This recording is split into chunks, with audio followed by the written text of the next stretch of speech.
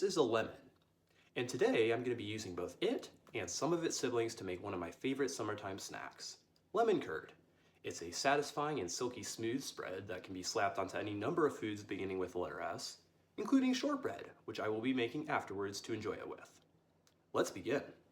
We're going to add our sugar, about a cup of it, 4 egg yolks and 2 whole token eggs. And that is going to need to be scraped.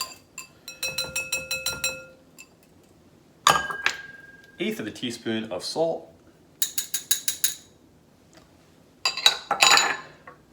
And now it's time to get zesty with it.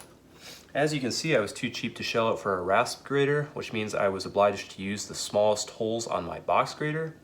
This means that my shreds of lemon zest are unusually large.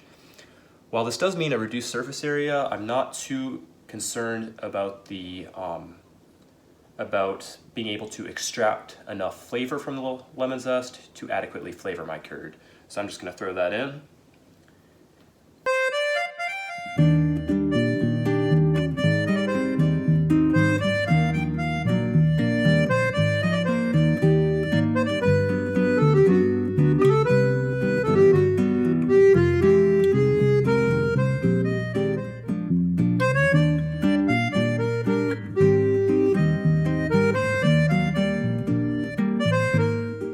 Okay, I got some freshly squeezed lemon juice right now. Pay no attention to the coffee stain on the counter.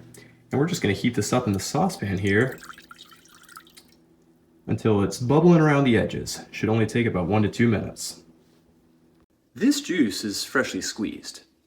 And in the process of procuring it, I accidentally squirted some in my eye. So if you see me winking on camera, don't be creeped out and don't be flattered. I'm just dealing with some light acid to the cornea. My gosh. I accidentally got a seed in the lemon juice. Not a big deal. We're going to be straining everything at the end, so don't worry about it. The reason we're heating this juice up, though, is because similar to the preparation of a number of custard-based desserts, we're going to be using this hot lemon juice to temper our egg mixture, much like hot cream or milk is used to temper egg yolks in the preparation of custards for creme brulee or, a number of other desserts that escape me at the moment. Alright, so now as you can see, our lemon juice is starting to get a little bit angry, so it's time to temper. Alright, we're just going to slowly whisk this and add this as we whisk. Whisking quickly and steadily so as not to cook our eggs.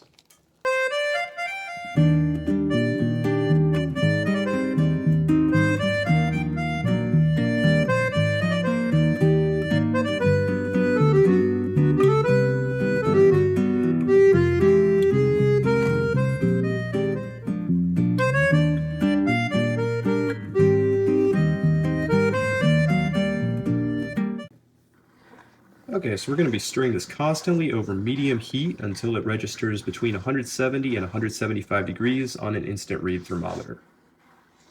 Should take about 3 to 5 minutes.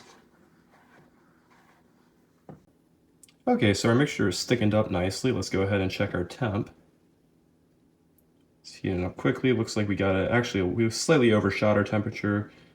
Still should be good though, as long as we didn't scorch it. Okay, so now we can add about 4 tablespoons of cold butter to our curd.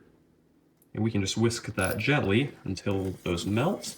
And then we can proceed with straining, and then our curd, after a period of cooling, is ready to eat. Alright, our butter is almost melted. Let's finish it up here, and then go ahead with straining.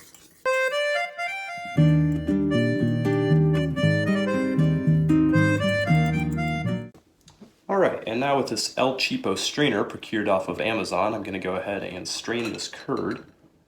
Hopefully it proceeds without a hitch.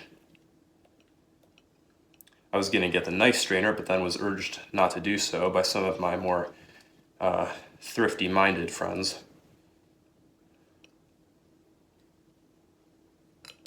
And we're going to trap all that zest and one or two of those bad seeds in the strainer and get a really nice, silky smooth finished product.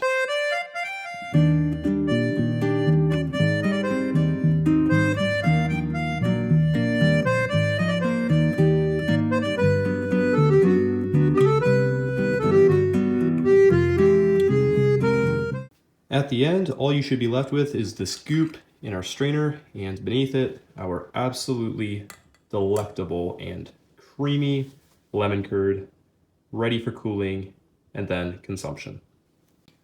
As you can see, it kind of quivers gently as you shake it.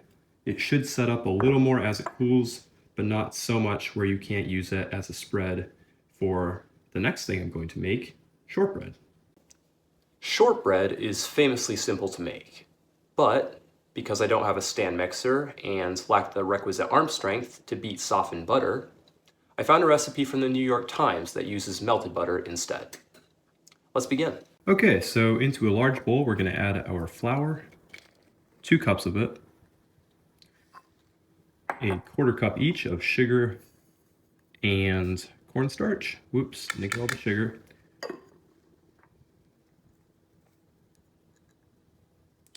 And then I will have to clean those out as well. And then we're going to add a cup of melted butter. We're going to whisk this entire mess together, and it's going to create a loose dough that we will press into a pan and bake.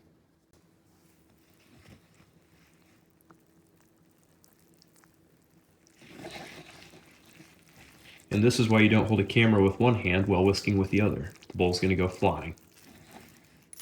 Well, goodness me, I forgot a half teaspoon of salt for this. Good thing I remembered before I put it in the oven.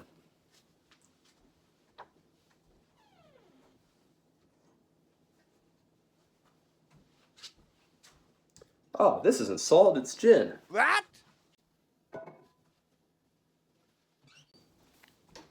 All right, we got our salt, and we're golden.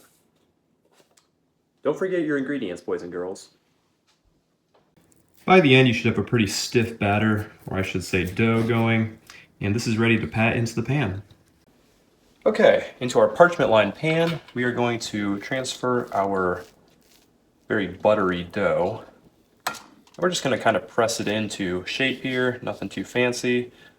This pan's actually slightly larger than what was recommended for the recipe, so we can expect our shortbread, when pushed to the edges, to be a little bit thinner and crisper, but that's just great with lemon curd.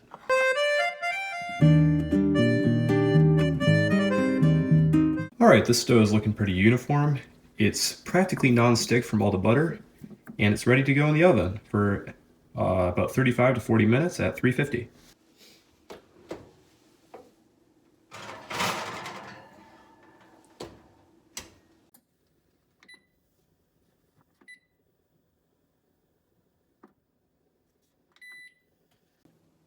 While the shortbread is in the oven, go ahead and clean up after yourself. That, folks, is the finished shortbread. Now, to top it off, because it's hot out of the oven, we can go ahead and liberally sprinkle some granulated sugar over the top of it. And that will help give it that little extra something to take it over the top.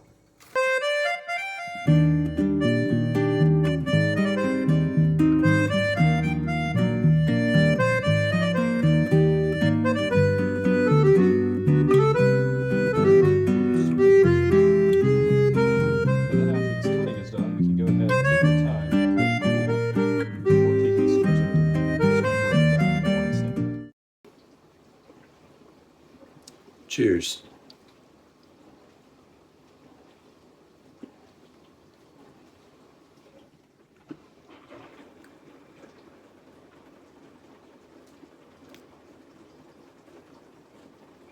That is incredible. Absolutely wonderful. And thank you for joining me from episode 3 of HuPAC Talk from the kitchen, where today I made lemon curd and shortbread.